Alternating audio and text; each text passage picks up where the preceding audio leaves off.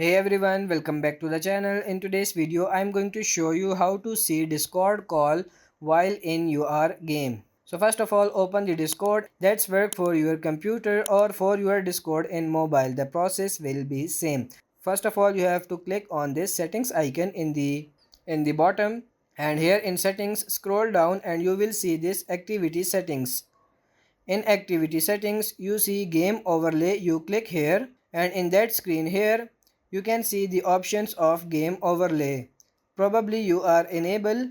You can see that to enable that option, you just have to click here and turn on it on green. Here you can choose edit keybind to your game overlay. You can choose your avatar size, you can choose your display names and your display users. You can choose the position of your game overlay as well. So that's pretty much it for this video. I hope this video was helpful. If it is, like it and subscribe to the channel. Thank you.